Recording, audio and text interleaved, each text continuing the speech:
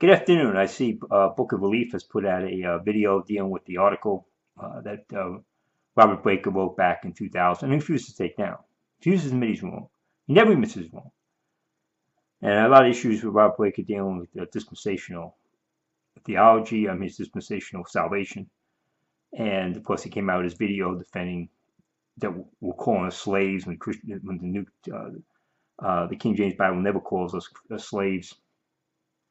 So there were problems, and the real major problem is he refuses to admit he's wrong. So here's what Ruckman said. Ruckman, here's the article up. He says, from my study of the Bible, and remember, the issue of heritage, use the word heritage interchangeably really to cover up the word race, and eventually gets the word race. In other words, and I made the point in the article. So if you had somebody who was lived in America their whole life, fourth, fifth, sixth generation American, but happened to be black, happened to be Chinese, happened to be South American, Mexican, you consider him American, right? No, he wouldn't marry because that's a different race. So he covers it up. He's subtly covering up with heritage because he's dealing with missionary activities and says, well, that's a different culture. And in a practical sense, yeah, when you're dealing with different cultures, you're going to have more problems than the person with the same culture. But that's not what he's talking about. He's talking about race, people, not cultures, not a cultural issue. Bringing someone, you marry someone from a different culture, you're going to have. And the Bible's doesn't say one word about that. That's just a practical issue about dealing with someone from another culture. But if he's dealing with, he makes the point he wanted someone from his own race to marry. And he said, well, my background from Florida, and was I just using the backgrounds in order to justify what my beliefs were? So he said he went to the Bible. He can't give you one verse against it. Same thing with Brian Denver. He can't give you one verse. They go to the Old Testament and they look. There are three women in the line of Jesus Christ who aren't Jews. They're just no Book of Ruth. And so they give all this nonsense. But here's what Ruckman said in his reference Bible. And he says the issue of Acts 16. And he has a note on Acts 16:3, and he gets Timothy and Paul. Timothy and Paul deal with the issue of getting them circumcised because Timothy had a Greek father and a Jewish mother, so he wasn't circumcised. So it was a problem because they wanted to go into the temples, they went to synagogues, and they had to be circumcised in order to get to do that, go to temples and have access to that parts of the Jewish areas. So Ruckman points out that this is all about a testimony issue, which doesn't exist today.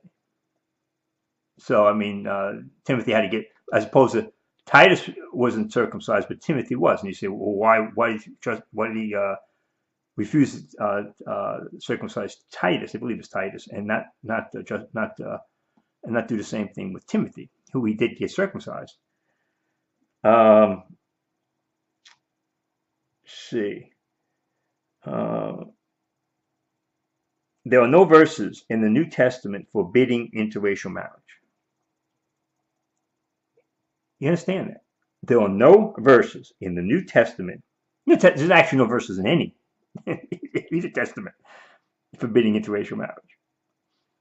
It was always a spiritual issue. Obviously, cultural foreign women had different gods. But it was like Ruth became a Jew. And he says that in his commentary on Ruth.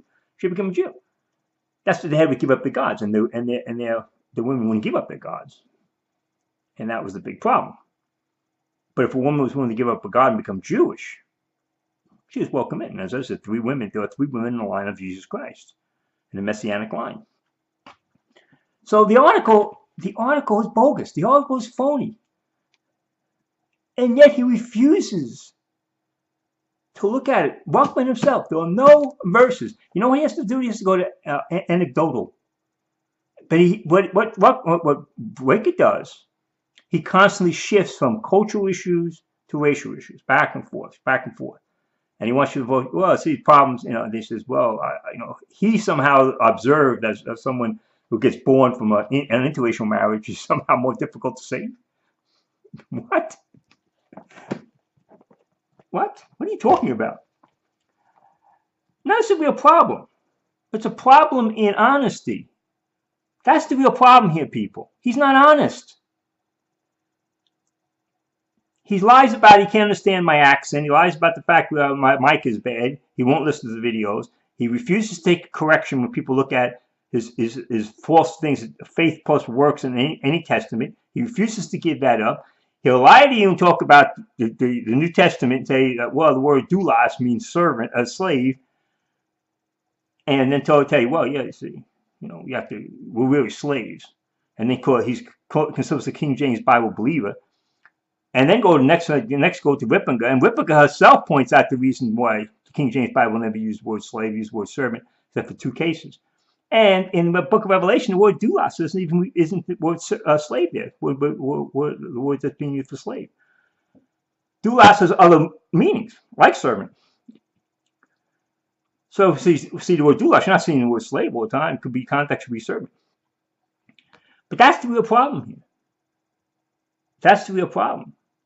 And you can't overlook that when a guy's going back to the year 2000 and they say, yeah, here's Ruckman even saying it's not one verse that forbids interracial marriage and he agrees. And I would say it goes, of course, either testament. But even now, he says, look, you can't defend it biblically.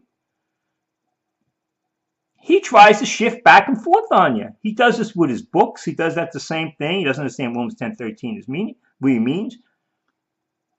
And he does it in a lot of areas. He's shifty because he can't defend what he wants to defend from the scriptures. So he'll shift on you. He'll tell you he's not setting dates when he's setting dates. Looking for signs. He tells you he believes the rapture is imminent on his website. You go to his website and you see everything there, his new website at least, sound. Wouldn't disagree with anything. He says, but the rapture is imminent, but he'll go through the whole big thing about, well, look at this moon, look at the stars, look at this, look at that. It's imminent, but the rapture is imminent. But the real problem is honesty and holding teachers' feet to the fire. You can't let teachers get away with double talk. You understand that? They should be clear. They shouldn't talk like politicians. And then come back on you like you're the problem. Oh, Ed, I don't know what Ed's talking about. I can't understand his accent. I can't, I don't. So now something else, Book of Beliefs is coming up. Can you understand his accent? Can you understand his mic? And this is the hurdle. This is a stumbling block. Not because it's up and say, well, years ago, and I was an idiot. So I'm gonna take that thing now, or put another article saying, no, it was a stupid article. I regret making it. No, he won't do it. He defends it. He doubles down on everything. He doubled down on the idea of doulos meaning slave. He doubles down on the issue of dispensational salvation, both faith and works, because he sees people doing something, making the sacrifices, which was a ritual to show their faith. But their works weren't part of the faith. They showed they had to do rituals. Like water baptism shows your faith. Just because you're getting in the water doesn't mean you're doing work. It means you're showing your faith because you're commanded to have a water baptism after you're saved. So it's your responsibility to hold teachers to the feet to the fire, and to say, what do you mean by that? What are you talking about? Clarify this. He won't take rebuke. He won't take correction. So you have a real problem with that. You have a real problem with the guy, or at least explain and defend it. He just laughs it off. He laughs it off. Like, oh, well, I went to a Bible school. Who are you? My former teacher taught this. His former teacher, Paul Buckman, just said there's not one verse against interracial marriage in the time of grace. So what Robert Breaker does is constantly shift terms. That's how cleverly he does it. Heritage. Then he shows what the heritage really means with race. Then he'll switch back with the issue of culture. So he's talking to missionaries. Yeah, there's a problem. If you're going to marry a Honduran woman, you have to deal with a different culture. Or Korean woman, or Japanese woman, German woman. from that background, you're going to have different issues that make the marriage probably more difficult than you were married from someone in your own culture. But that's not a Bible issue. And it's certainly not a racial issue. Because those same women growing up in the United States would have very little cultural differences. So I'll stop with this up and tell you what the real issue is. Your responsibility as a Berean is to search the scriptures and not to let teachers double talk you. I'm not telling you not to listen to them. I'm telling you not to do anything. I'm not trying to get you people who watch my videos. I can care less. But every teacher should tell you the same thing. Check me. Check what I say. And hold my feet to the fire. That's your responsibility. If I'm not clear on something, check me on it. You're supposed to do that. That's supposed to keep me in check. Every teacher up there is going to tell you the same thing. Everybody who's truthful is going to tell you the same thing. They want you to check them and to make comments and come back and say, wait a minute, you didn't make that clear. I didn't understand this. What's the context there? He won't do that. He just gets emails praising him. Or he gets his emails talking about how this person got saved, that person got saved, and he's the greatest teacher since, since white, so and so. So I mean, what break? That's what, you never hear anything negative emails. You never hear negative say, hey, Bob, what are you talking about? That's why he won't take comments, because then the comment section would say, what are you talking about? So he insulates himself. He insulates himself, and it's very cleverly done. And people let him off the hook. When he was out there with JC, and I came online, and I was making comments there, he ignored him. Remember, the same guy said, I want to talk to you on the phone. I always want to talk to you. Said, I always want to talk to you. Harbin did the same thing. Harbin was up there, and he said, you have any problem with my marriage? I think it's a third marriage now. And I defended Harbin in the second marriage. Now I suppose he's on the third one. So you can see he's going off his rocker. But here's the other thing. They always want to talk to you because they want to sell you something. They think they can convince you. Don't deal with the issue. And this is not personal. That argument is, well, you're supposed to go to the guy. That's a personal issue when the idea you have to go to the guy and then you go to the church and the church goes through. That's a personal problem. You have some personal problem. This is doctrinal. And so he's up there and he's looking at all the comments. And he's talking about Ruckman. He's talking about Ruckman. He doesn't stop and say, wait a second, let me address this.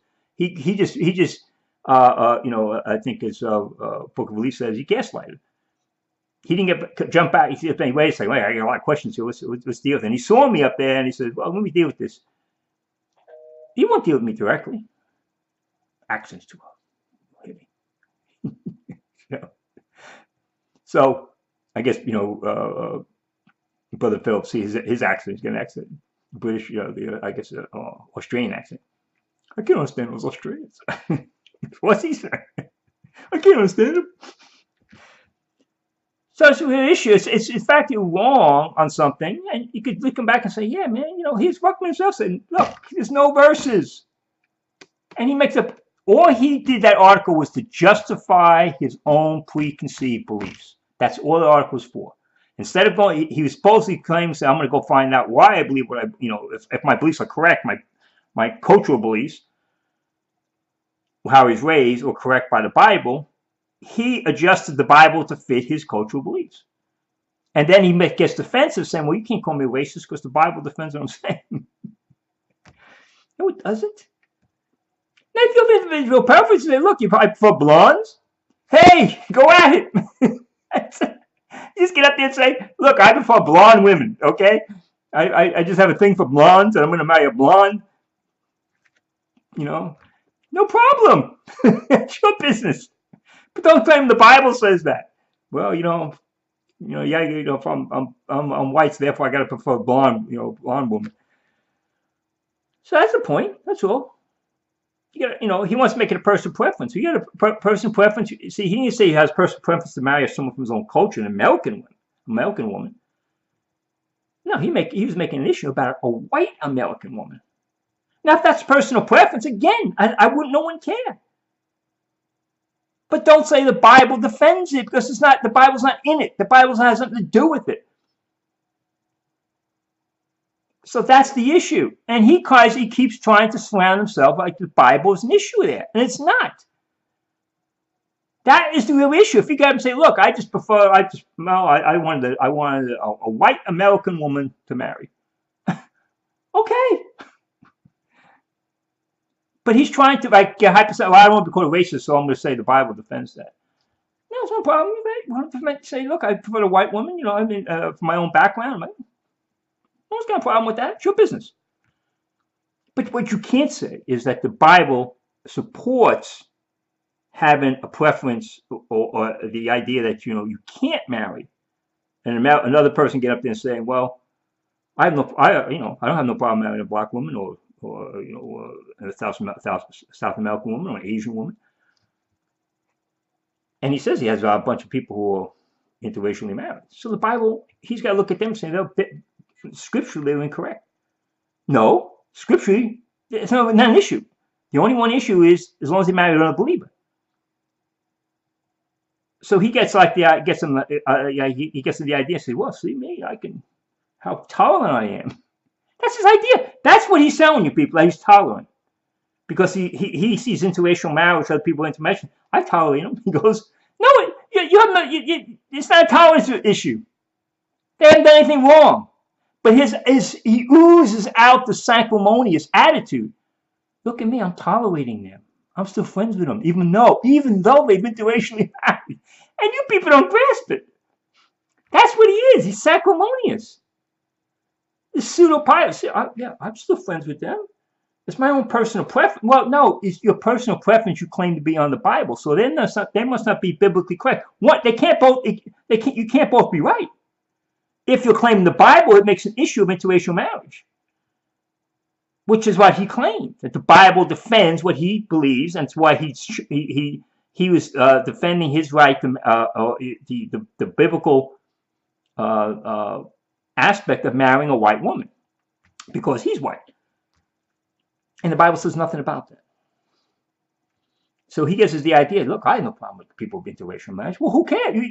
You shouldn't have any problem with Christians interracial marriage, because it's not an issue. But he makes it like he's tolerant. Don't call me racist. I'm very tolerant of these other people. And he's going to take, and we patiently and kindly said, take the article down. It's not true. It's not true. That's the issue. Well, he says, I can't claim it, take it down. We'll put him in another article and says, look, everything I said in the last article was right. It's just personal preference on my part. I wanted to marry a certain woman, had a certain look or a certain cultural background. I wanted to marry a Southern woman. I wanted to marry. Fine. But it has nothing to do with the Bible. It has nothing to do with the Bible. And don't get up there and say, why? I have people who have interracially married, and you act like you're tolerating them. I tolerate their sin. Behind his words, like, I tolerate their unbiblical marriage. So I'll stop with this up. Amen. Thank you.